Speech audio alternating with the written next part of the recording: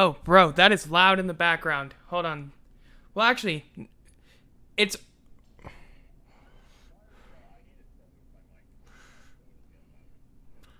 Don't worry.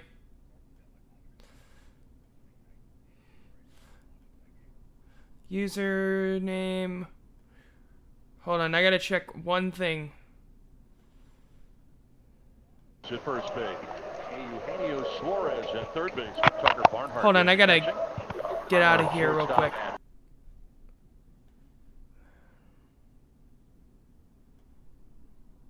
Hey, okay, we should be... By the way, I am live now, so we'll see. Hopefully that's working. Lol.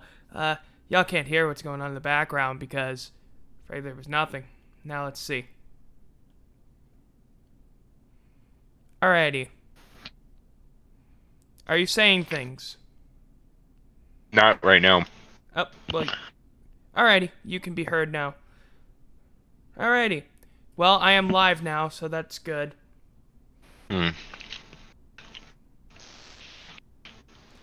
I'm gonna drop frames like hell, won't I? Because that's actually usual for this thing. Who am I kidding? Go to user settings. Go to Windows settings. Okay. Say something? Okay, that works. Something. That's something. Alright. That's really something. I'm really tired of this. I kid. There's... Really tired of what? Fair enough. There's nothing to be tired of. Hopefully everything has been sent. Because...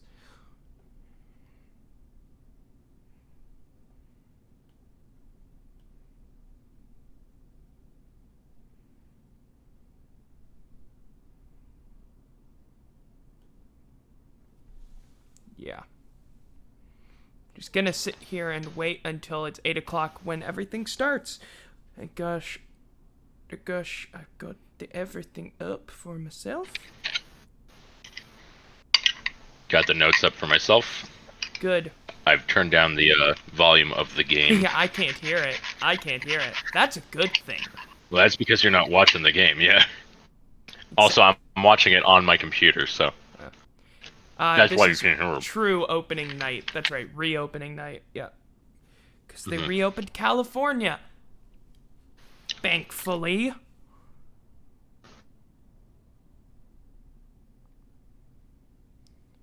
God, I hope that he gets a strikeout on this first batter. A walk would be very upsetting. Man, remember when I used to watch games and then my team got knocked out of the whole everything and then that ended? Whoops. Maybe you should adopt an MLB team. No, you see, I don't want to have to deal with that. See, my rule is... But that's very fun. It isn't, though. 162 games, that much is too many. That's Dude, why you don't watch I tried keeping everyone. up with the Pelicans for like a season, and then finals happened, and then I stopped. Also, there were nights I literally couldn't watch the team. Then again, watching the Pelicans is akin to torture. I was gonna say, your first problem there was watching the Pelicans. You see, I was born a Pelicans fan. I was born a Hornets fan, and then they changed their name to the Pelicans. So that was a birth thing, and going to games in the club level, which I don't mean to brag, but, you know, it really helped numb the pain from having to watch that team.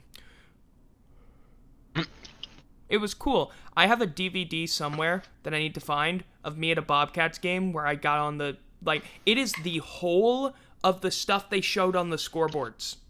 The whole Jumbotron footage from the whole game. Because I got on there. I need to find that, and I need to rip that, because I need that uploaded somewhere that I can reference it. Mainly because I do not remember watching much of the Hornets, and I want to see them because they had great uniforms, and they had a great logo, and everything was great about them, and then we let it go because we wanted to be generic red team number 12. Because what's the most original color in the NBA? Red. Red. Red. You know, like the Rockets and the Hawks and the Heat and the Clippers also have red, and they were wearing red at the time. And, oh, who else? The Portland Trailblazers, I guess, use red. They use an orange, but, you know, so original. Because shades of The red. Raptors. Oh yeah, the Raptor. Were they wearing red though in 2013? As their primary, I thought that was black. Well, no, they would wear white at home, obviously, because that's how things used to work. And then they got rid of the home and away jerseys, because that's what everyone asked for. Getting rid of traditions that were totally cool and totally helpful. I get having a third jersey, but seriously, we're going to have teams wearing colors at home. This isn't the NHL or the NBA, or the NFL. This is basketball. You wear white at home. Wait. Hockey wears color at home too? I believe so. Some teams might not. I don't know. Huh. I know NFL does it. Yeah. And then there's Major League Baseball, which is dumb. Oh. Unless you've got the Cowboys. Yeah, or you're like LSU, which always wears white at home. Except for the first non-conference game of the season. I'm sorry, the second non-conference game of the season. The home opener, they always wear white. Then they wear purple against every other non-conference team. And then they were white against all SEC teams, which they couldn't do for a long time because the NCAA forced them to wear colors at home. They also once did it where their opener was against Oregon State, but because Oregon State wears black as their home jerseys, they realized, okay, you know what? We'll wear the colors and you guys wear the thing that won't get you killed in the hot Louisiana sun in late August. Nah. I mean, they did wear the black in the Sun Bowl, which is played in El Paso. Granted, that's El Paso in January, That's also but it's in still January. El Paso. Yeah. Wow, we're still 3 minutes away from everything beginning. I was gonna say that felt a lot. That felt a lot longer than just like 4 minutes.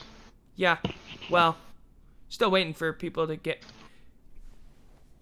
It's true. I still haven't looked at the viewer list yet. I've looked at the viewer list, but the viewer list is always wrong on OBS, because OBS is a great thing. OBS, which stands for I was looking at it on. BS. Still better than Streamlabs. I never used Streamlabs. I've never used Streamlabs. Seriously, I've never used it in my life. It's just Stream Elements, but worse. Yeah. Streamlabs is its own thing, and nope, nope.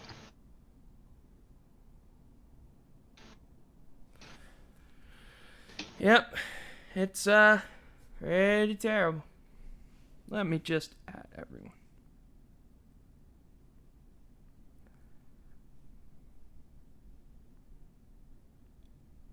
Sorry, also I am eating at the moment, so... Don't worry, I don't might have care. heard that.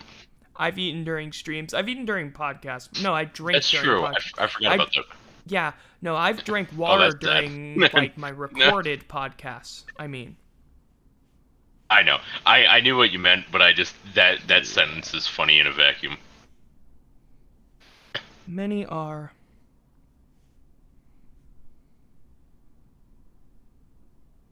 We still have had no outs but a base runner in our first reopening game. Damn. Granted, we're only 9 pitches in, but still. And this is only the second batter. Alrighty, let me just actually show the rules for this.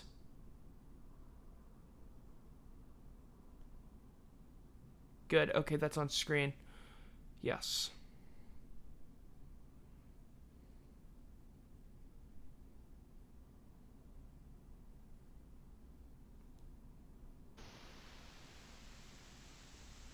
Yes! Double play. Amazing. And he's hurt. Oh no. Well, that's what we in the business like to call a Pyrrhic victory. Oh no, that not one of our guys. And I don't think he's hurt. It was one of the Reds guys. Yes. Yeah, Streamlabs has decided to say that I can only at myself, which doesn't make any sense. Because, you see, you're in there. Might want to type something in the chat just to make sure I can at you if needed, like during an outage. Just to have that already in my register. At you.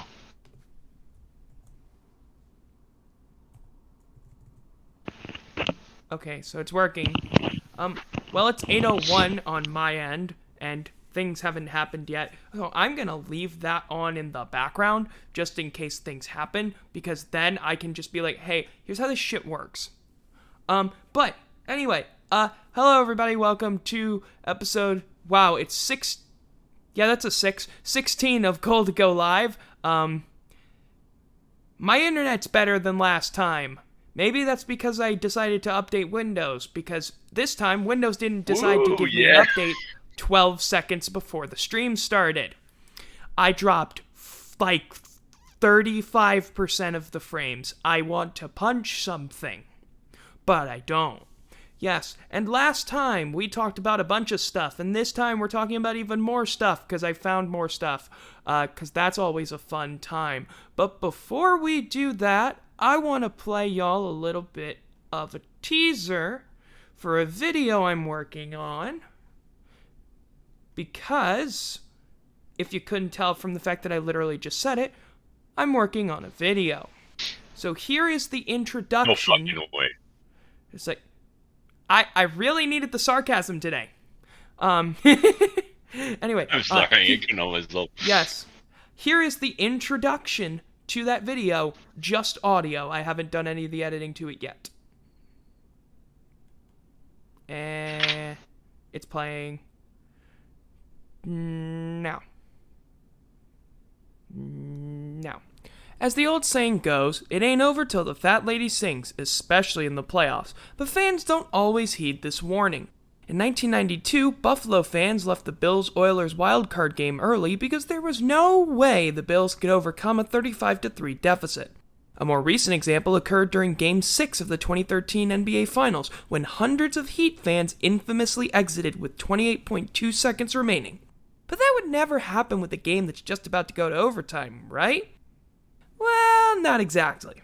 On July 14th, 2018, Washington Valor fans began leaving their first playoff game against the Albany Empire after regulation while the teams met for the coin toss. Brace yourselves for a logical kerfuffle, because honestly, y'all gotta hear the story of the Albany Empire at Washington Valor game. The time fans left a playoff game as overtime started. Alrighty, and if you didn't hear that, that was the trailer / intro. You'll hear the same thing for the video, which should be coming out on either Saturday is going to be a long shot. Sunday, potentially Monday, definitely by Monday. So yeah, should be an interesting little thingy. Hello.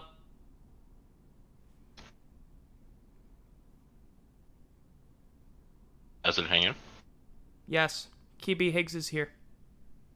Yep. Yes. Anyway, let's move into topic number 1, and that first topic is the College World Series is set. Oh yes, baby. It is College World Series time, and I can't tell you much about any of these teams, let's be honest. Because, you see, trying to watch all of them is impossible when I don't have ESPN, and I think to go to the clubhouse in my, apartment complex, because that's always a fun thing, and guess what they don't have at their pool table? A pool cue, or 2 pool cues, they said they had those, they didn't. I'm not pissed off about that at all. No, it's just nothing. They didn't even have TV remotes. They had 2 TVs set up in there, no TV remotes. I'm just going to stop rambling for right now, because we got to talk about the 8 teams that made it to Omaha, which aren't LSU. Kill me. I'm kidding. Because it's always fun to have teams not named LSU there. But who is? Starting with NC State. Yeah, remember how I made a prediction that Arkansas was going to win the whole thing? I really made a great prediction there, right? Yeah, it didn't work out so well, did it? Yeah, so NC State lost the first game 21-2. Everyone reasonably assumed, oh god, NC State is dead. Then they won the next game 6-5. Then, in a sheer moment of brilliance that couldn't have backfired in history, Kevin Kopps started the third game, which means he wasn't available to shut down NC State's lineup in the latter half of the game, and that only ended up backfiring when NC State hit a go-ahead home run in the top of the 9th inning, and Arkansas couldn't match it. So, despite outscoring the Wolfpack 28-11, NC State One, because baseball is the greatest, stupidest sport in history. Yeah. Now, this is no slouch we're talking about. We're not talking about a slouch team here. This is a preseason number 13 overall team. They just had a terrible ACC start of 1-8, which is exactly how LSU started, just as a thing in the SEC. So, great.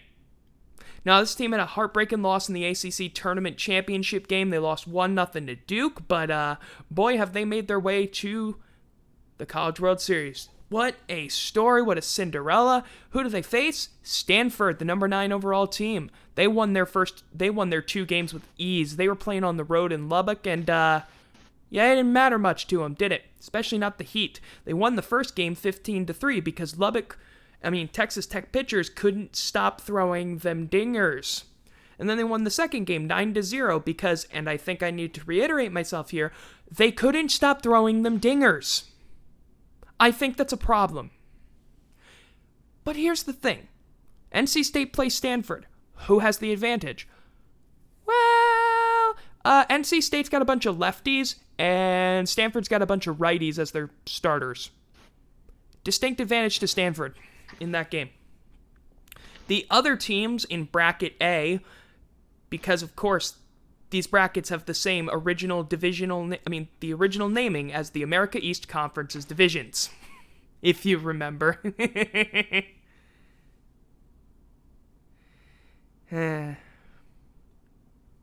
You're there, right? Mm-hmm. Good to know. It's weird how you're not talking. Anyway. I have no words. You have no words because you don't watch this. That's right. So Arizona. Because how do you make words about divisions A and B? Like all the words that could have been said were said when we talked about America East 2 weeks ago. That is fair. That is very fair. But yeah. So Arizona, they come into this as the 5th overall seed. Oh, by the way, I forgot to mention something.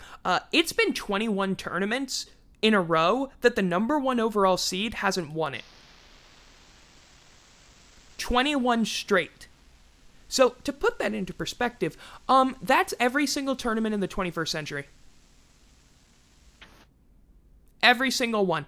I'm pretty sure that's every single one in the super regional format. 99, 2000, 2001, 2002, 2000. Somebody count from 1999 to 2021, excluding 2020 for me, so to double check that I'm right about that. While I talk about Arizona. So Arizona won their first game 9-3. They're playing Ole Miss. And I'll talk about Ole Miss in a second after I talk about this stuff. Because there's something interesting going on there. With regards to LSU, that is. So Arizona won 9-3, then got blasted 12-3 in the second game. But they won 16-3. This team can't stop scoring runs. This team has scored 526 runs this season. If we talk the whole season. That's pretty good. Pretty good, wouldn't you agree? But they're going up against a team that happens to have 2 aces. How good are these guys? They're both finalists for the Golden Spikes Award, given to the best college baseball player in the nation. That's pretty good, I would say. And it's Vanderbilt, the defending champions, the 4th overall seed. They won their first game 2-0 and won their second game 4-1, both of those over East Carolina. Now, Kumar Rocker and Jack Leiter are their names. These 2 guys are monsters. They're gonna really stop things. It's unstoppable force meets immovable object in a battle between an offensive and a defensive powerhouse. Wow, am I excited for this game. I will find any way to watch this. But now we must move on to the second bracket, starting with Texas, the best team remaining, and the team that will probably win it all unless Vanderbilt comes in and says, how about no? Because Texas won their first game 4-3, and then they won their second game 12-4. Both of those were over the 4 seed in the Gainesville Regional, South Florida, because, of course, sometimes Cinderella's glass slipper has to be smashed into a million pieces with a gigantic sledgehammer. Look, the best pitching staff in the nation is here. What are they doing? Making sure that you can't hit.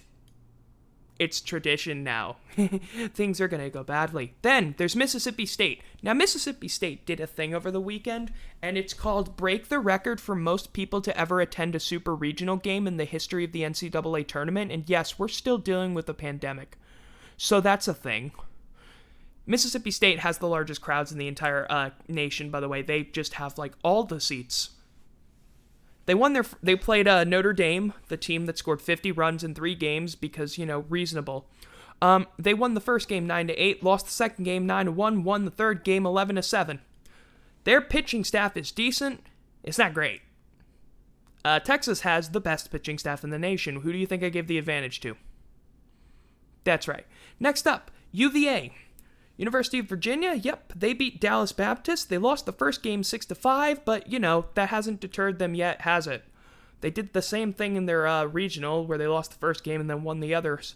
And they did that here. They lost 6-5, then they won 4-zip, then they won 5-2. This team is a clutch hitting group. That's what we saw in that super regional, is that in those last 2 games, they got hits when they needed them. They had a clutch home run in the final game that helped seal the deal. But the problem is they're going up against Tennessee. Now, Tennessee is the 3rd overall seed, but they have a little thing. It's called they beat LSU again. We went 0-5. First of all, let me just say this. Tennessee fans are the most classless sons of bitches in the entire nation. Or at least the ones in the ballpark. They booed as Paul Mainieri was just, given like a nice send-off, because he's retiring after 39 seasons. And yeah, he did call them classless. However, you're only making things worse. You're only making things worse by, being classless assholes. They started chanting overrated. We hadn't been ranked since March. We were irrelevant. We went 13-17. What do you mean by overrated? You guys hadn't made a College World Series since 2005, and between 2005 and 2019, you made exactly 0 tournaments. Or no, I'm sorry. I think 1 tournament? In 2018? Yeah. We made as many College World Series appearances since 2005 as they have in their entire history. That's saddening. We even won a national championship in 2009. So I don't get what you fans are doing, but frankly, know your place as the jobbers of the SEC. And thank your lucky stars that you play in a bang box that has the Okay, you play on a crappy AstroTurf field that was so bad that guys were over-sliding on the base paths. I'm sorry. I'm not sorry. Screw y'all. Just screw y'all. We went 0-5 against you. Yes, I am salty. I am very salty. But yeah, we lost 4-2, and then we lost the final game 15-6 because our pitchers decided to forget how to pitch correctly. There's a 45-minute inning where we just kept giving up run after run after run after run in that bang box piece of shit. They got so many home runs to get the most home runs to any team. The thing that I'm interested in is, again, how do they do in a real ballpark? A ballpark that's on grass, where real men play baseball, and that has real dimensions. Not one where it's 320 down the line. I'm not even kidding you. It's 320 down the line. It's a joke. Like, it's seriously some of the easiest home runs you can hit in the entire... some of the easiest you can hit in the entire SEC, if not the entire country. I'm really interested in seeing if their long ball can carry, because their pitching has a problem, and it's that it's not as good as their offense. Their offense more than makes up for their pitching. Again, we've played this team 5 times. I know what I'm talking about right now. And by the way, we came close to beating them in all but one game, which was the last one. So, that's a great way to end things off. Why not just rub the salt in the wound? Funny how I said salt there. If I have to say who the best team is, though, I'd say Texas is the best. I think Texas and Vanderbilt can meet up, but I am actually pulling for Mississippi State, as they're the only team on this list that's never won a national title in any sport ever. Oh, speaking of national titles, LSU won a national title, the 250th national title in the history of the SEC. It's in men's track and field, the first one we've had in that sport since 2002. So yeah, go Tigers and screw all y'all. Woohoo! Oh, by the way, we did that and we beat Oregon in Eugene again, so I guess that's going to be annoying to them. But I mentioned something about LSU and Ole Miss, and that is that Mike Bianco, currently the head coach at Ole Miss and has been since 2001, is apparently the top candidate for the LSU head coaching job. Mike Bianco was the catcher at LSU in like 1988. He was there during Skip Bergman days. So yeah, we're gonna get that guy, and he's really good. And like, we got a lot of great guys. We got 3 third-team All-Americans, which is pretty good for a team that went 13-17 in the SEC. So yeah, that's that on that stuff. Now let's talk about things that can actually matter and that you can chime in on. Apologies for all of the yelling and screaming and annoyingness. Let's talk about the NFL stuff. Now, you've seen the protocols for the unvaccinated players. They're tight, ain't they? So for those of y'all who don't know, the NFL wants players to get vaccinated. They really want players to get vaccinated, and they are incentivizing it by making it so that if you don't, you're going to stay in your hotel and you're not going to be able to fly with the team. Yeah, so those fully vaccinated will not be labeled as a high-risk close contact if exposed to someone who tests positive and will thus not be subject to the mandatory 5-day isolation thingy from like last year.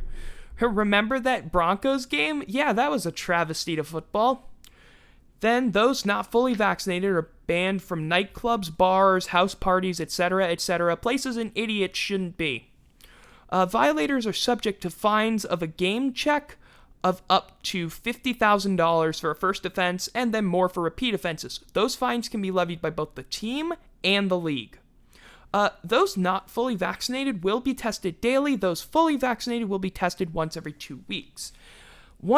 Only fully vaccinated people are allowed on a team charter. Here's a list of other things that non-fully vaccinated players are banned from doing. They're banned from eating in the cafeteria, attending meetings. Something about meetings there, it was weird. Leaving the hotel to eat. Having outside guests in the hotel room. Seeing friends or family. Using the hotel gym / pool / sauna / whatever the hell else there is. Basically, fly by yourself and sit in your hotel room until game time. Thoughts? Yeah, you know what? I think already the testing is enough that would fucking move me to get vaccinated. But at the same time, these are, fully grown men. These are football players. For fuck's sake. Like, I'm fully on board with just saying you can't play until you get vaccinated. But I guess for some reason that might be a bit too harsh for them. I mean, so Cole fucking Beasley's getting flamed for what he said, and that's because what he said was hilarious. I'm going to read you an actual quote from Cole Beasley, who's a real NFL player, and I don't even know what the hell to say about this. Hold on, I got to find the tweet, because this is hilarious. I mean, I just can't. The Players Association is a joke. Call it something different. It's not for the players. Everyone gives me the 98% of people who are vaccinated don't get COVID again. The odds of me getting in the NFL and playing for 10 years are lower than that, and I'm here.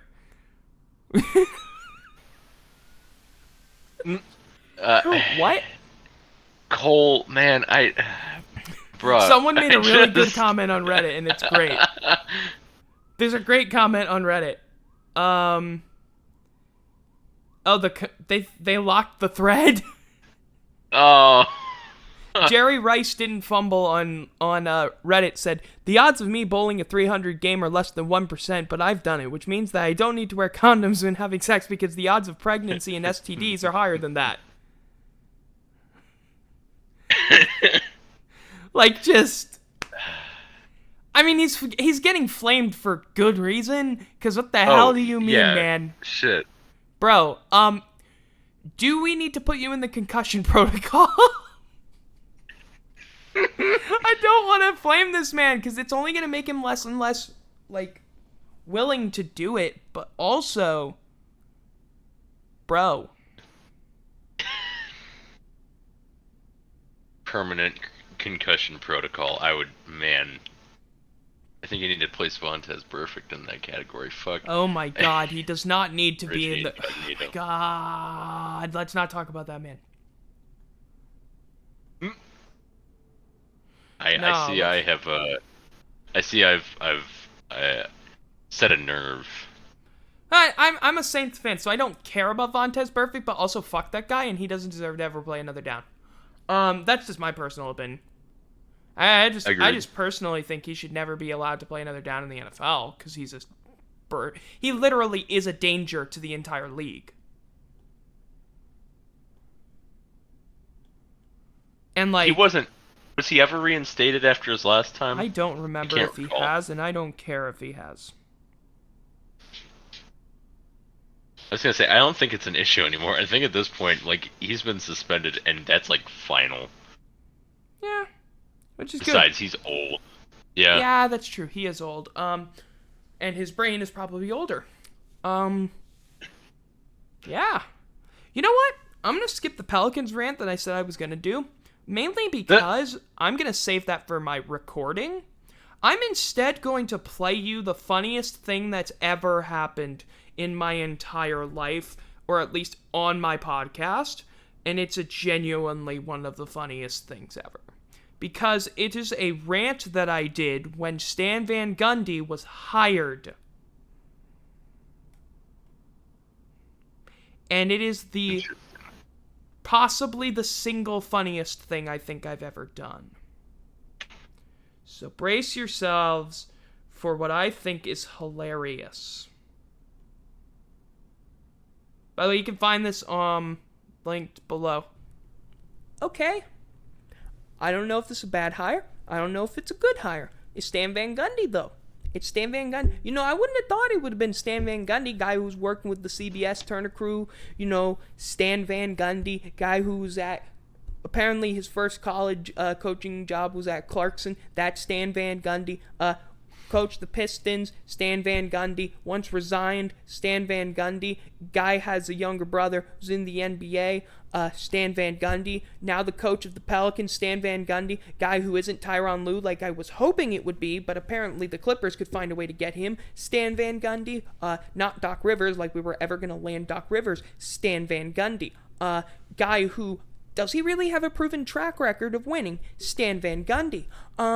Guy who seems even more out of left field than Alvin Gentry's hire, Stan Van Gundy. I keep saying the name because what the hell is the hire? I'm not pissed off, I'm just mystified. What?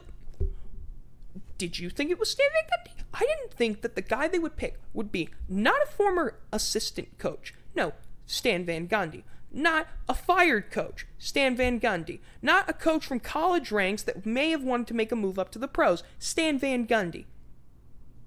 Not one of the guys on anybody else's staff. No, Stan Van Gundy. Not a guy who had maybe retired for a few years or was just doing nothing. No, Stan Van Gundy. No, you went to the broadcasting ranks and you chose Stan Van Gundy. Granted, the Warriors went, and they didn't choose Stan Van Gundy. They chose Steve Kerr, and we all know how well that's worked out for him. I keep repeating the name Stan Van Gundy because eventually it gets funnier and funnier every single time. Stan Van Gundy. Why the hell would you choose this guy? What? I don't know what the process was. So, maybe it'll work. Maybe we'll be hearing about, division champion Stan Van Gundy. Conference champion, Stan Van Gundy. NBA Finals champion, Stan Van Gundy. All three of those I'd love to hear. Let's be honest. Hopefully Stan Van Gundy can get the guys around him so that we can get guys like Zion Williamson playing at their best. Guys like, Lonzo Ball playing at their best. Drew Holiday playing at their best and not playing like they're playing sloppy games of pickup ball in the rec room. Because sometimes that's what the team looked like.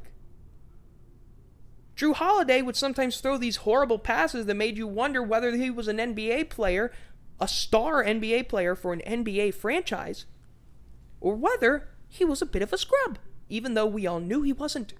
I knew he wasn't, but he made scrub plays. You don't make scrub plays as a star in the NBA. Got to stop making scrub plays as a star in the NBA. The whole team was making scrub plays as stars in the NBA. Even Brandon Ingram would make scrub plays as a star in the NBA. So here's what we need to do. We got Stan Van Gundy. We got a group full of guys that aren't a bunch of scrubs.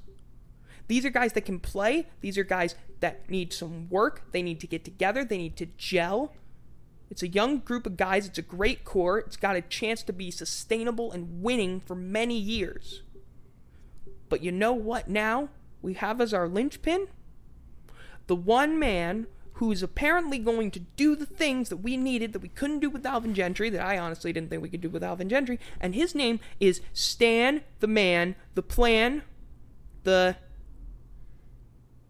Frying Pan Van Gundy. That was supposed to be interesting. Anyway, so I just went on a long ramble there about, Yeah, so this was... Wow. Yes, I recorded that back in October. That was... I did not know what I was doing back then. Actually, I still don't know what I'm doing. Yeah, that was a real thing that I did. By the way, this is before the Drew Holiday trade, and yeah, he stopped playing like a scrub, didn't he? Oh, boy.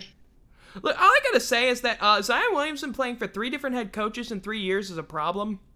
And that you either fire Alvin Gentry before the season that you bring in Zion Williamson, or you keep Alvin Gentry the next year. You don't just bring in Stan Van Gundy and just because nobody thought the hire was good. Okay, cool, so now you fired him. There's 6 teams that need a coach. 2 of them are playoff contenders. 3 of them are playoff contenders. Because guess what? Dallas's coach is out now. Oh! Who the hell wouldn't want to coach Luka Doncic and that team? Who the hell wouldn't want to coach the Blazers and Damian Lillard? Who the hell wouldn't want to coach the Wizards? That's a stupid question. A lot of guys wouldn't want to coach the Wizards. You want to come here, though? A team that, I get it's a rebuilding phase. This is why I want a young coach. That's all I'm going to say about that, but frankly, please, fix this team. Don't let Lonzo go. Please, God, don't let Lonzo go, you morons. If you let Lonzo go, if you let half the Crescent City connection go, I will be pissed. And yet I won't be shocked. Because I have been disappointed by this team way too often over the past decade. Anyway, let's get to MLB and that sticky situation that's been going on. And I know you've been following it because you follow baseball. So, if you didn't know, pitchers have been using sticky stuff all year to increase their spin rates, and MLB has decided randomly to crack down on it, even though they said before the season that they weren't going to do that, because, going back on things that they said they were going to do is a, famous tactic of a good business. Hi, I just want to preface this by saying fuck Rob Manfred. I just want to preface this by saying that. And that it will not be the last time I say that, because I hate this guy after this more than I used to, Mr. Hunk of Metal. Mate, that hunk of metal going straight through your forehead right now would be really nice. Oh, no, wait, it would cause you to make more boneheaded decisions like this. So, yeah, prior to opening day, officials told pitchers they wouldn't be punished for using stuff this year because MLB was conducting research. They told teams on March 23rd they would increase monitoring by analyzing balls taken out of play and looking at spin rate data. And then, out of nowhere, they said, oh, yeah, about that. No, starting on Monday, if you get caught with it, you're gone. We're going to start automatically checking you, like once or twice a game. If you got anything, you're gone. Starters will be subject to at least 2 mandatory checks each game. Relievers will be checked when they conclude an inning or when they are pulled, whichever is first. There is no appeals process, which sounds about right for baseball. So, here's the first major issue that I think we can get into. Rosin bags? These are things that, they're given to every pitcher. They can't be combined with sunscreen. You know, that thing you wear to prevent skin cancer that you might need on a hot day in Los Angeles? Yeah, you just can't combine the two. Sweat and rosin causes a ball to be so sticky it sticks to the open palm. Just ask Trevor Bauer, who did exactly such a thing on an interview on Sportsnet LA prior to the Dodgers reopening game. It was kind of funny. Also, he's really good about this. He's been telling the MLB leadership for 4 years now about this crap. And then he decided to start using it. And then they started tracking down on it. And it's like, funny how you start going in on Trevor Bauer, the guy who's been telling you this shit for years. Funny how that works. Dipshits. So, honestly, here, I want to read a quote for you guys. 2 of them. So, a Rob Manfred quote. After an extensive process of repeated warnings without effect, gathering information from current and former players and others across the sport, 2 months of comprehensive data collection, listening to our fans and thoughtful deliberation, my ass on that last part, I have determined that new enforcement of foreign substances is needed to level the playing field, Commissioner Rob Manfred said in a statement. Didn't you say you weren't going to do this? Bruh, didn't you say you weren't going to do this? Whose fault is this again? Yours? Okay, cool. So unfortunately, the enhanced monitoring we implemented at the start of the season has had no impact on the behavior of many pitchers. Because you weren't punishing them. Because you told them you weren't going to punish them. So you basically said, go and do it. Fuck! I mean, the information we collected over the first 2 months of the season shows that the use of foreign substances by pitchers is more prevalent than we anticipated. Because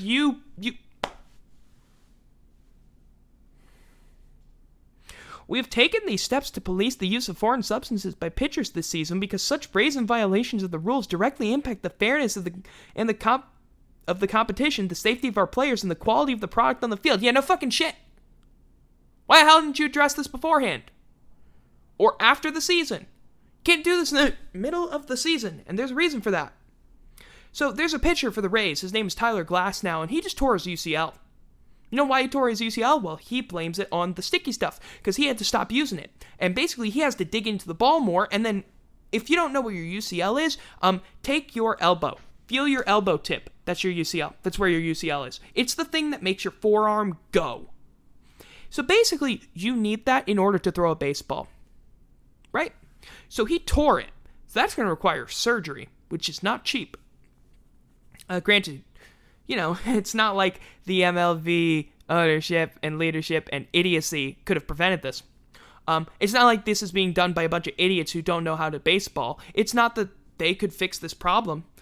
You're cracking down on this in the middle of the damn season while guys have... And he basically says, it's like, I've been throwing for 70 to 80 innings with the same crap, and now you're forcing me to change it, and what do you know? I got injured! What the hell is wrong with y'all? Now...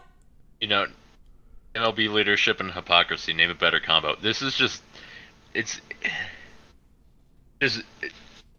blatantly, fundamentally wrong to just, go out and say... Oh yeah, we're going to change this 3 months after we said we're not going to change this. But yeah, the effect on players' health and, making sure that they don't suffer through terrible injuries that's going to require surgery that might take them out for a season, if not longer. It's just absolutely stupid. And the fact that they did not have the foresight to see, maybe we shouldn't do this just yet. And also... Again, you gotta love the comment of, thoughtful deliberation. Bull fucking shit. We're not even done here, because guess who controls the balls? Major League Baseball. Because, by the way, hitters have said that they deaden the balls. And MLB basically owns the company that makes the balls. And they've been using the same mud to rub the balls to try and make them easier to grip for the past 40 years. Pitchers have complained ever since, have been complaining for years now, that that shit don't work. Because, in fact, it does the opposite afterward. Because eventually, later on into the game, oh my god, mud is slippery.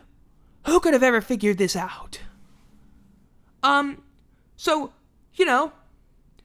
fix them. Do that. Here's another fun quote, and then I'm going to mention something that's really important that MLB just clearly hasn't thought about. White Sox pitcher Carlos Rodon said, "You're giving out 10-game suspensions for cheating, but you gave the Astros no suspensions at all." Now, you know who's really going to think about that? The players. Because guess when the CBA expires? Oh yeah, after this year.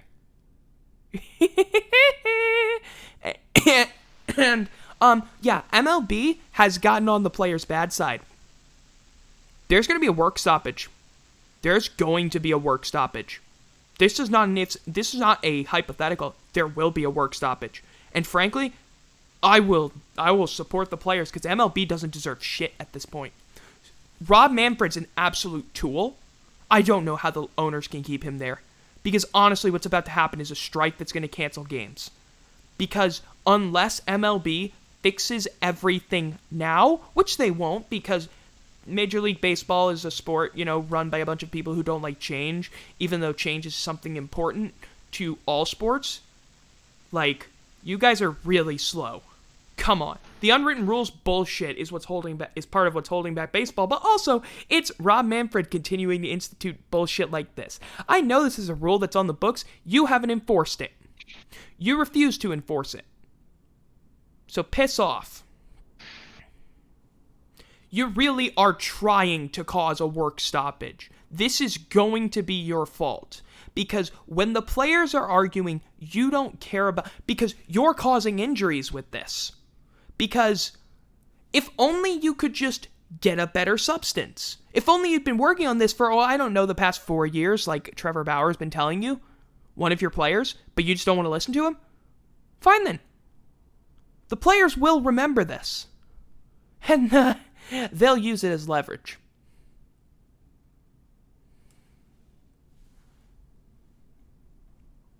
Yeah.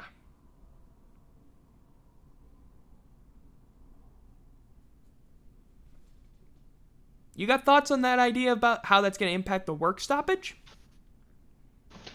Nah, I just agree with everything you say. It's when players have been talking about this for as long as they have, and the owners and leadership have just been, waving them off as if they're nothing. Like, clearly it's going to fuck up. It's going to screw up relationships all around. I'm not gonna act like it's any different. You said everything I could have said. Shit. MLB is fucked. Unless they want to change something about this right now, which even then, I don't know how much that's gonna do. They can't. You've already shown your hand. They can't because it's too late by this point. Because it would literally just be the players would see right through it. Because they already know why they're doing it. Because they know the CBA is coming up. And they would see it and they would still have to negotiate. Genuinely, you are giving everything to the players. The players have all of the leverage right now. Because it's basically like, oh, you just don't care about us. Fine, we're not going to play. We don't care. We really don't care. We'll go to Japan. We'll go to Korea. We will go anywhere else to play. We don't care. You guys are screwing us over. Frankly, we want what we should be getting. We should be getting better pay. And you should be fixing the baseballs. That's a simple thing. And the fact that y'all can't even fix the simplest shit. The fact that you couldn't punish a team that was openly cheating. That's a simple thing you could have fixed, and you didn't. And that's going to come up in the CBA negotiations. You guys wanted to ruin baseball? Well, guess what? You did. Congratulations. It's like 1994 all over again. Oh no, wait, it's not, because everything is entirely your fault.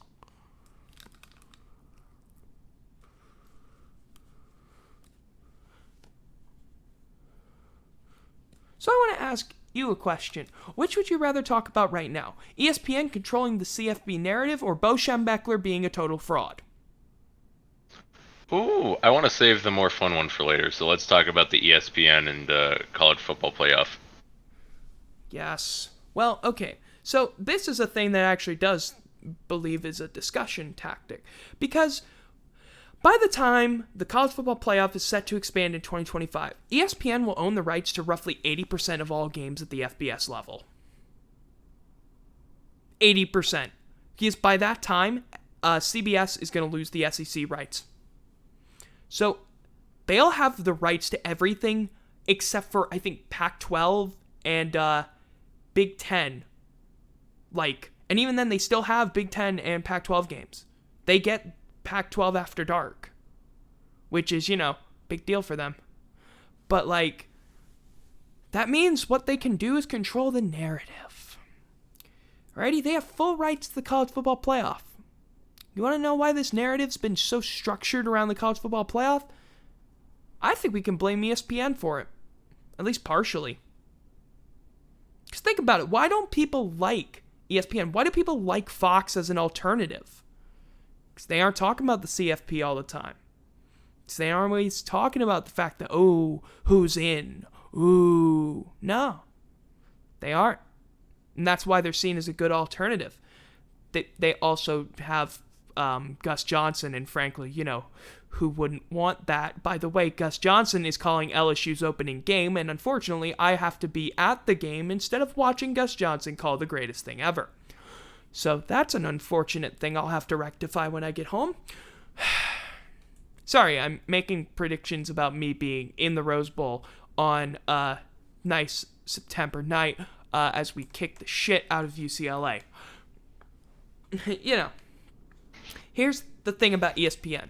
I think one of their major problems is the fact that they control the recruiting narrative because they have the ESPN Top 300. And they have coverage of National Signing Day. They control the entire narrative around college football. And we've talked about this in private, how you like polls, you hate the idea of the playoff being everything. And granted, I am more of a pro sports fan, so I also like playoffs more. Because, I like teams playing in to win. Because I was always a pros fan, and then I got into college, but also because, I like more football. I don't necessarily think you understand why. I don't like it necessarily because I'm more of a college sports fan. I like it because I like the separation in college and pro. Well, exactly. What I mean is that were you like both a pro and a college fan at the same time? Sort of, but I always leaned heavily towards pro. Okay, I was the same. I was similar, but Yep. I wouldn't always watch an LSU game necessarily. Likewise. I slept through the national championship against Alabama, which I think was for the better. I think everybody did. Oh, no, they didn't. Alabama fans maybe, but everybody else, no, yeah. LSU fans just, got drunk off their asses and then won. And cried. Oh, no. Okay. Quick tangent about that national championship game. There was an infamous incident in which a guy literally, how do I phrase this? There was an LSU fan who was knocked out, he had passed out drunk, and there's an Alabama fan who decided in his infinite wisdom to unzip his pants and pull out his truck nuts and put them on the guy's face. And yes, he was arrested. There's video, by the way, of it, because of course there is. Some asshat decided to do that because, Alabama fans in class.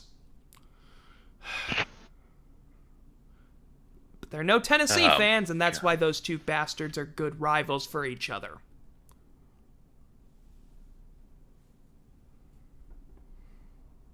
Sorry, just fuck you, Alabama. Anyway, back to the discussion. Yes, please. Yes, but I mean, I guess I have the weird thing where it's like, yeah, I don't know why I like the playoff more, except maybe I've always thought playoffs make sense considering they do it at the everywhere else.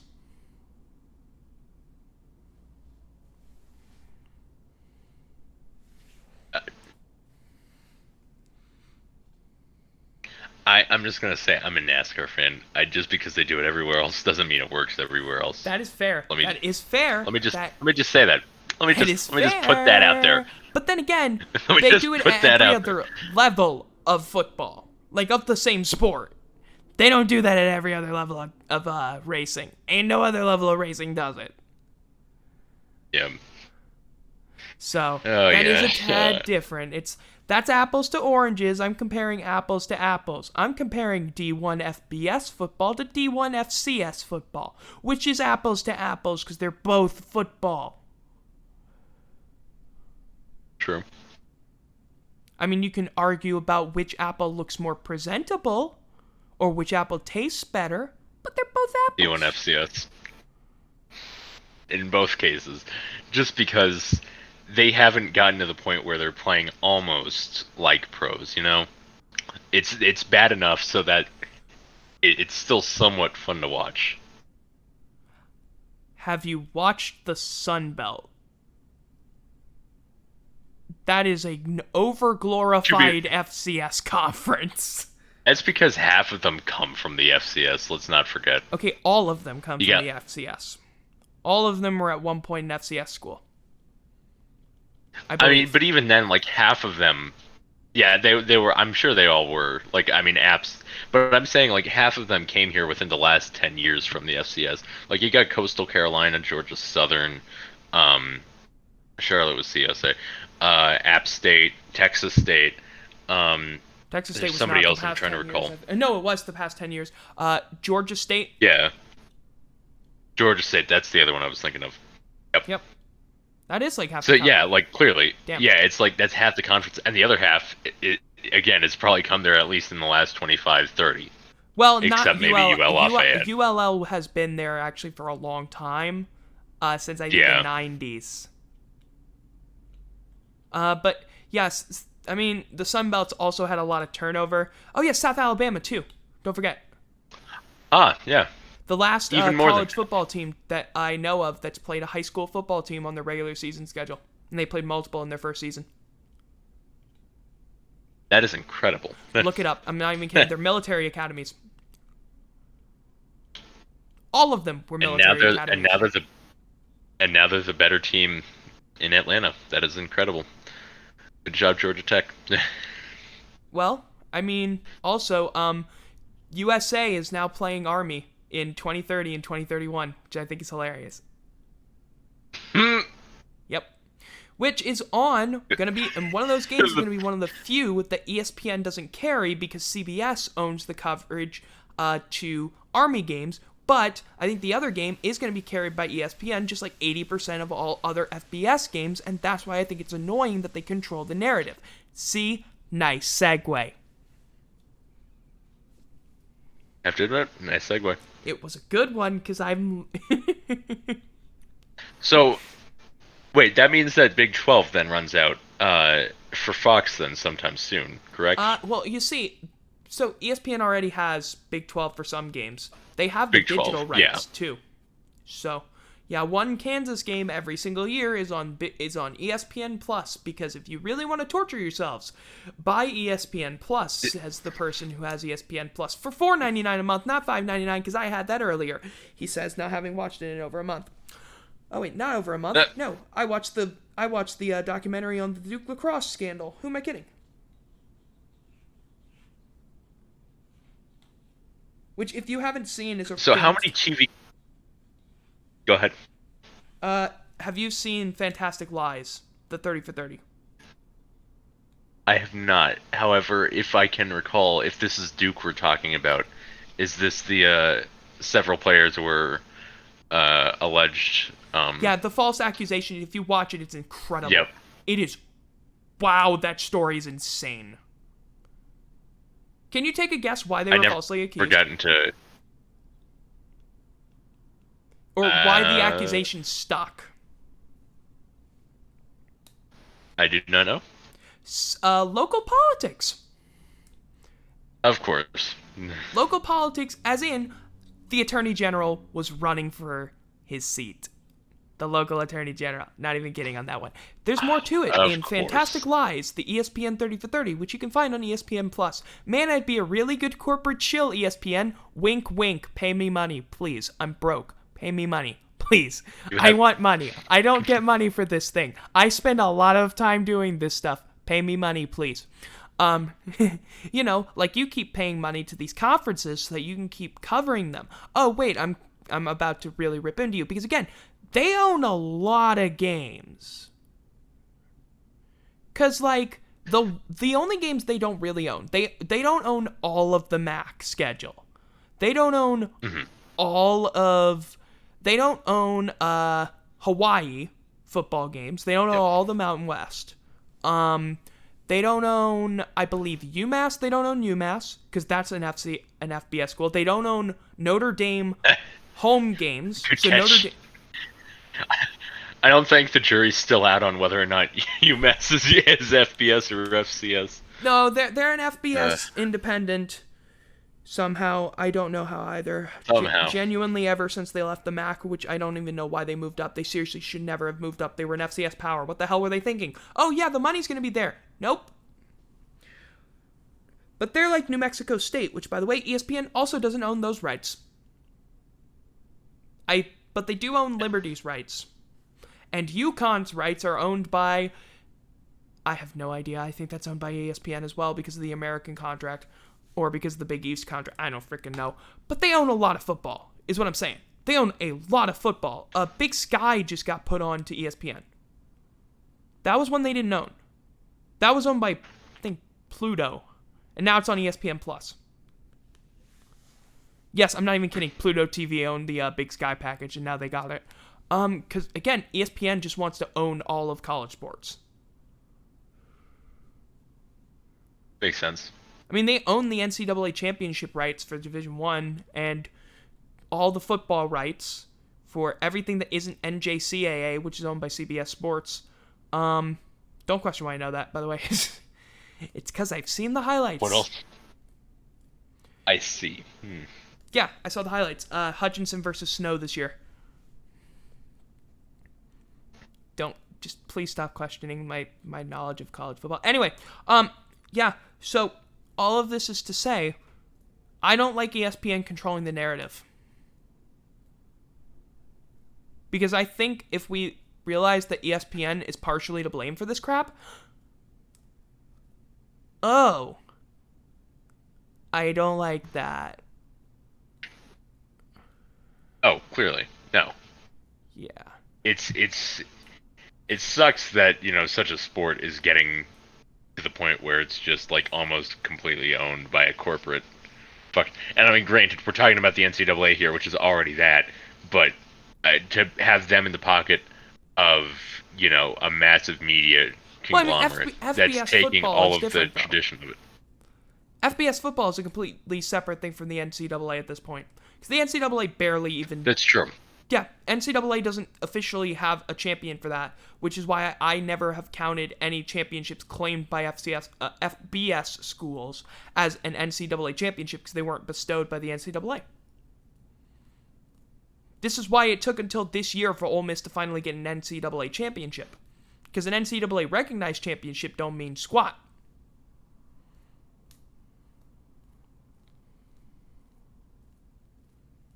Anyway, yeah, I don't like that. But you know what I don't like more? Beau Schembechler. There we go. Someone got the references. Now you're getting the segues. Alrighty. You want to talk about this one? Because you're the Big Ten guy here, considering you're the fan of the Big Ten. No, because I still don't really know that much on the situation. Okay, well, I barely know anything about it, but the only thing I care about is the fact that he was a total fraud, and that's all I care. That's all I put, was that he's a total fraud. And if you don't know why he's a total fraud, it's because he is the man who created the idea of the Michigan man. He's the man who pushed the NCAA's agenda more than any other. He is the man who claimed to have honor. He was the man who was all about the team, the team, the team. He was the man that protected the team's doctor, Robert Anderson, while he was allowed to sexually assault his players and young boys, including his own damn stepson when he was 10 years old. We then proceeded to smack in the chest after he reported it to him, and then said to toughen up. He was one of 850 people. 850. By no means. That's a lot. But by all means, a small situation, of course. Mm-hmm. Oh, Jesus fucking Christ. He handpicked the doctor, which is not helpful. When they told Schembechler, he told them to toughen up. Matt, his own stepson, told him about his experiences when he was 10 and Beau smacked him in the chest. It's 850. Beau Schembechler is probably the single greatest example of winning above everything. He had 13 Big Ten titles. He had 0 national titles. He didn't exactly win on a national stage because he didn't care about it, because he was the guy that said that Rose Bowls and Big Ten titles matter more than natties, which is an easy thing for you to say when you can't win them. When you've never won a natty. Yeah, it's just like, it's really easy to say that when you just don't care because you can't win them. Just admit it. You didn't want to talk about it. Yeah. He had players do endless work. He had them play through injuries. He had anger. He was abusive. That was commonplace for the coaches at the time. But this, and then I had to put in parentheses, God, why do I feel like this is far from the only example at the time? Oh yeah, logic. This ain't the only time this happened. Let's be honest right now. Say the only time Oh, this no, has happened. obviously not. No. Now, hi, I'm a student at a university that's currently under investigation from the federal government for Title IX abuses. And this makes us look like saints. Let's just be honest right here. Ours was like a few people. This is 850 over the span of Couldn't decades. look like Saints considering the Saints never draft LSU players. Oh my god, I hate you. I hate you for being right. No. Taking massive dubs only on the Goal to Go Live podcast. Oh my god, dude, why did you do that to me? I didn't need that slam. I didn't need it. Like, Yeah, so then they lost 47-2 in their season closer against Utah State. No. Because at this point, I need to get this point out there. That point is this. If you think that a major university out there, any one of them, think of any public university, because I don't even want to go into private universities because it's far worse what can happen at private universities because they're not under the same scrutiny. Just remember what happened at Baylor? That's a private university. So, you can only imagine. USC, the $800 million lawsuit, that's a private university. But imagine what can happen at a public university, because I'm going to tell you this. Every single public flagship university has an underlying sex scandal of this nature or worse there in their history. In the past. No, let's say this. There's been a rash of some of these. And by the way, yes, some are worse than others, but you can't escape it. When 1 in 4 women is sexually assaulted on a college campus every single year, you can't just say that LSU's the only place it fucking happens. Because it ain't. It's happening in Ole Miss. It's happening in Mississippi State. It's happening in Arkansas State. It's happening at Texas A&M and Texas Tech. It's happening at Arizona State. It's happening at Nebraska. Unfortunately, you got to understand that. It's happening at UCLA. It's happening at Oregon. It's happening at Wisconsin. It's happening at Rutgers. It's happening anywhere and everywhere you can think of it. We need to stop lying to ourselves. Every single school. You know why it doesn't get reported? Because it looks bad. It looks bad. You'd rather hide it. Because you don't want to be known as that school that has it. Despite the fact that every school is that school that has it. And it's not just in their history. It's in the past 20 years. It happens in the past 20 years. And they're just hiding it from you. That's what it is. So, you know what? If you're a journalist, I'd advise you to look into your local one. Right? If you're a journalist in Corvallis, look into Oregon State. They probably got something. I know they got something from 1998. I know they got something from 1998 because after reading about Pat Casey and specifically a former player that was at his school, I'm not going to name the name, but his name is the same that you would of like his first name is a gospel and his last name is a famous maneuver meant to save choking victims. So, yes. That's a really good clue actually, so woohoo. But yeah. I was gonna say. Yeah, you know exactly. You already mentioned the coach's name. You can say like, just looking him up is going to give some sort of indication. Not necessarily. Even Trust just on me, the I looked him up Wikipedia and article. that actually didn't mention him. It's gonna be tough. Anyway, yeah, but still, if you're in Austin, I know Texas is gonna stop you. By the way, because it's like Baton Rouge, they're not going to investigate. USA Today had to do the investigation, but they did it with local reporters, granted, so, still, they're a local reporter, look into it. It'll happen. You'll find something. Your school's hiding something. Once we all recognize this, guess what? We can finally say to the world that no college campus is safe, and that's a fucked up thing to have to realize. And then we can ask the question, what do we do about it? And then we can finally start actually pushing some solutions. Because until we stop saying that only small places are unsafe and giving into that delusion that we have, we're never going to solve the problem. We're never going to solve it. We're just going to keep pretending that, this place is unsafe and this place is. Because it ain't. And if you think it's bad on public school campuses, I can only imagine what happens on private school campuses that aren't beholden to any state agency like a public university is. Because we've seen what happens at USC, and we saw what happens at Baylor.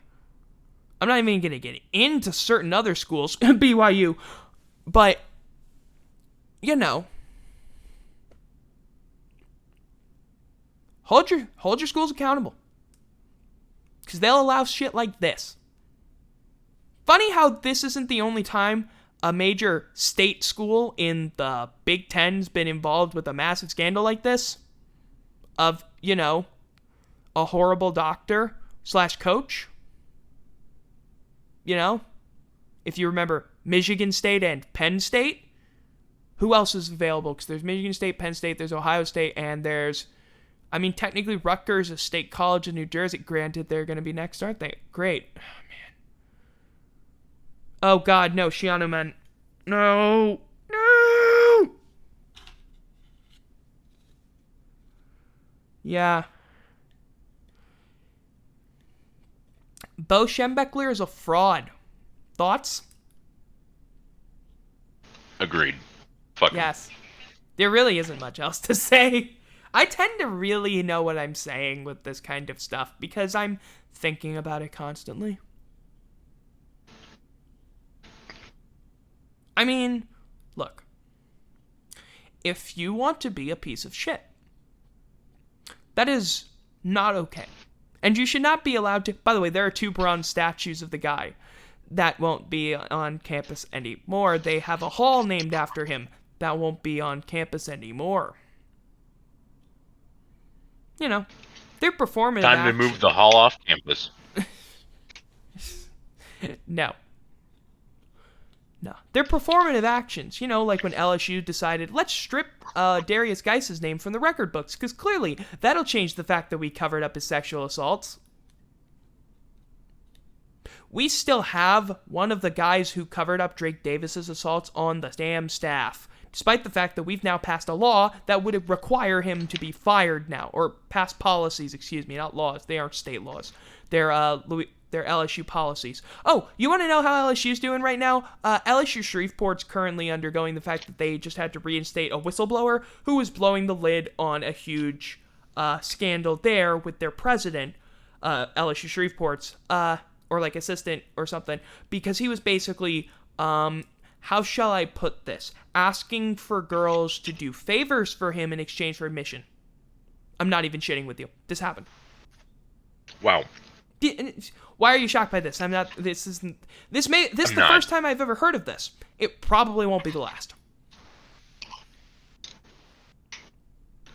So, if only we had a wheel of. I was being sarcastic. Yes. If only we had a wheel of schools and we could just see which one's the next one, and then if we're right about it, we're gonna be amazed by it. Watch the next one be like Colorado State. Apologies to anyone in Fort Collins, but like something's about to come down. I'm kidding. Because that one's already happened. Not sexual assault, of course, but racism. Massive racism. I don't know what you're talking about. Oh yeah. It's been a couple of months, or it's been like several. I think it's been since the 2020 season, but it's been a bit, so I can't quite necessarily describe it because I can't quite recall it to the best of my ability. But I do insist. Look up Colorado State, whether it be on r/CFB or whatnot. Found it. Yep. Racial insensitivity and abuse within the department. Well then. Oops. But that's not sexual. Mm-hmm. Yep. So, but it's still abuse. So I guess we'll still have to... abuse. Yeah. Oh, by the way, update on the University of Detroit Mercy. Yes, they don't have that head coach anymore. Anne-Marie Gilbert is gone. Hooray! The verbally abusive coach is gone, and they now have an interim head coach. I mean, not an interim head coach. I think they have a full-time head coach now. So that's good. Saw that like a couple days ago, and was like, hooray! Good shit. It is good. Yeah. Man, looking at how much time is left, let's ask the major question. Who here, all one of you, would like to hear me rant about the Pelicans in a way that isn't Stan Van Gundy repeated 57 times? Oh, wait, I already mentioned all the points I had. Damn it. Stan Van Gundy. That was the greatest thing I ever did off the Stan cuff. Van Gundy, Here's the thing. all I 58 came up times. with that prior to talking about it because it was my initial reaction. I'm not even kidding. That was my initial reaction, and I was just redoing it. My initial reaction was literally repeating the name Stan Van Gundy like 27 times over in my head. Or, no, out loud. Excuse me. I am a very, very verbal thinker. Yeah, it was bad. It was a really bad hire. We fired him after one season. Well, they parted ways. Yes, you mutually decided to part ways after one season, because that's how normal people do things.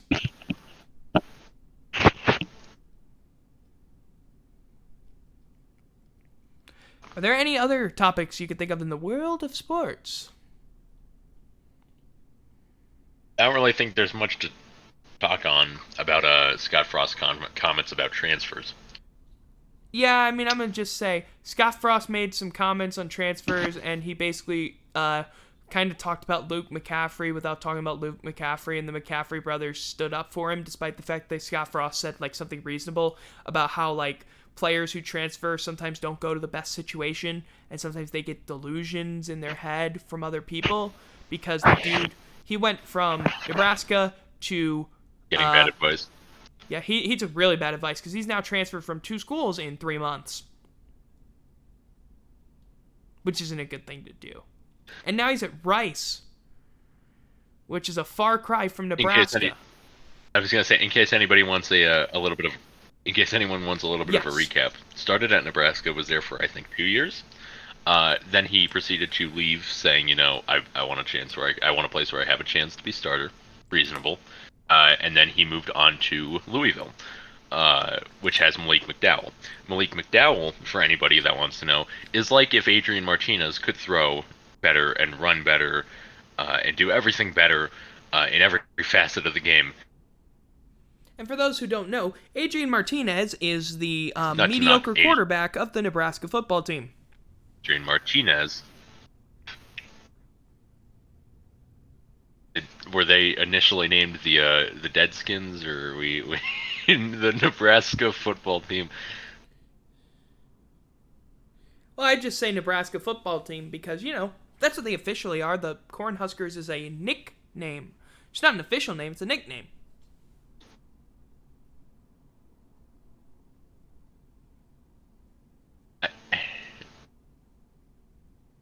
Anyway. So then they lost 47-2 in their season closer to Utah State. I have no words after that. Like, shit, where do I go from there? Well, no, I mean, I think you cut out, though. You cut out a little bit.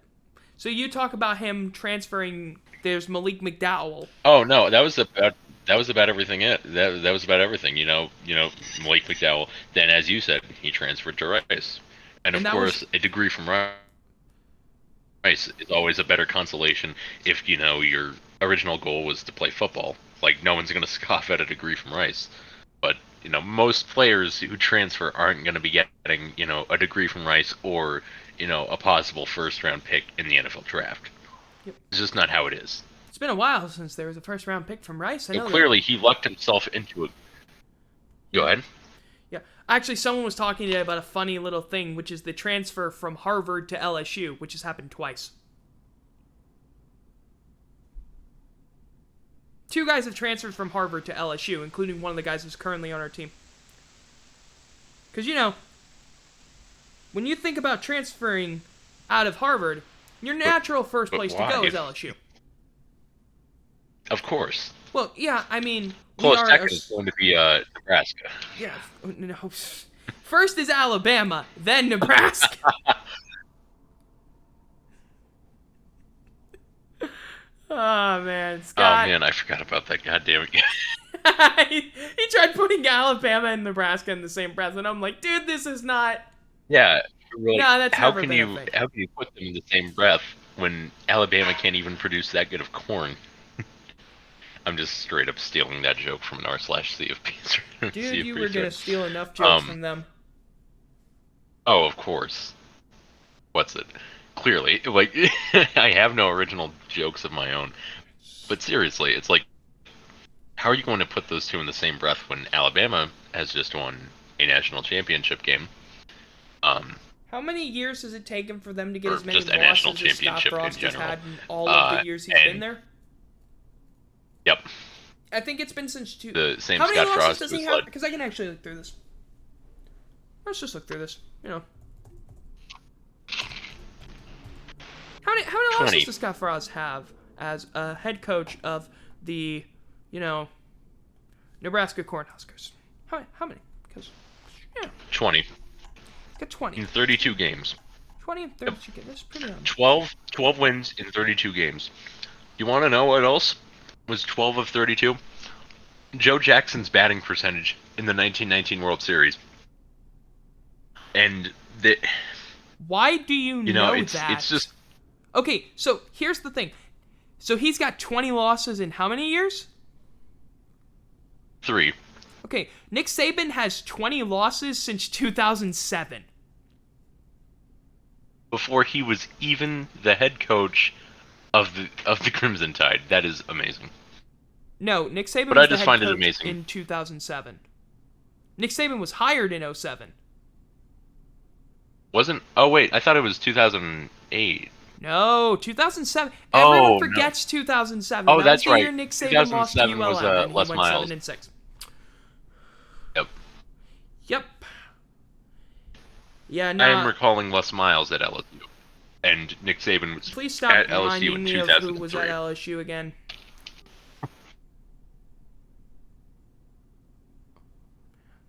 Just stop. I didn't You mean make Darius that. Guys? Wow, I did. Well, you even mentioned Guys earlier. Fuck. I did. That's true.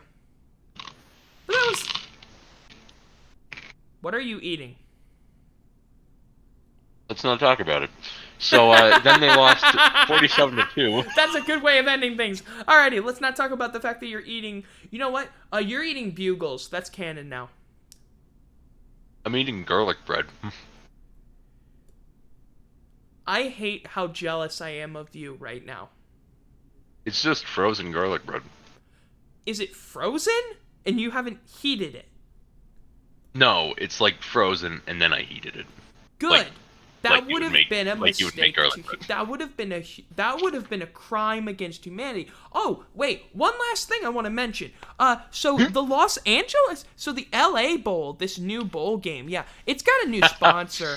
It's got a new sponsor, baby. Woohoo! I need to get a black background because basically the new sponsor, it is now officially the Jimmy Kimmel LA Bowl. There are no words to describe how tacky this is. The only way it could be tackier if it were played in a stadium that, was only built because some asshole owner wanted to move their team away from a location that's already lost a sports team. Oh, wait, it's being played in SoFi. Never mind. Oh, wait. Yeah, it's being played in SoFi Stadium. Only way it could get tackier. Only way it could be tackier is if that stadium held not one but two owners who decided to do the same thing. Oh. Wait. Yeah, Wait. that's right. No, okay. The actual tackier thing is if they called it the Hollywood Bowl, which would honestly have a better ring to it than That's a name the that LA used to Bowl. exist. I think. Wait, really? Okay.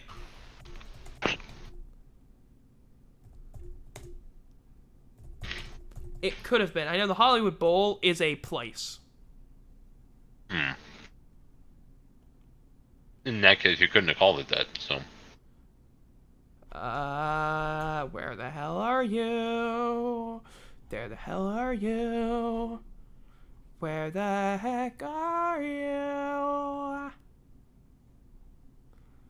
Oh, come on, man. In all reality, the logo is pretty cool. I have to admit, Yes. it's a pretty clean logo. With that No, being they're- said, with the dark spot of Jimmy Kimmel on the logo, not as good. There was never a Hollywood Bowl, unfortunately. There were great other ones, of course, like the Bluebonnet Bowl, which actually used to be a classic. What's the other one? The one I'm looking for. The Los Angeles Christmas Festival held in 1924 between USC and Missouri. USC won it 20-7. What a name. Well, Let me guess. Took place on Thanksgiving. it's December 25th, 1924. It was Missouri's damn it. first bowl game. They proceeded to lose it. And from there on out, they were sanctioned by the NCAA, and we never talked about them again. It was 1924. They weren't sanctioned by the NCAA because they couldn't be sanctioned by a body that didn't exist. Remember, kids. I won't exist, you. It's like, remember, kids, you can't be sanctioned by a governing body that doesn't exist. If you are, you might need to call your lawyer.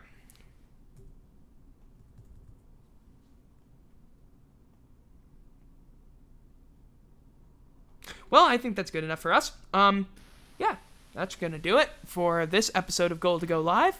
This was a good episode.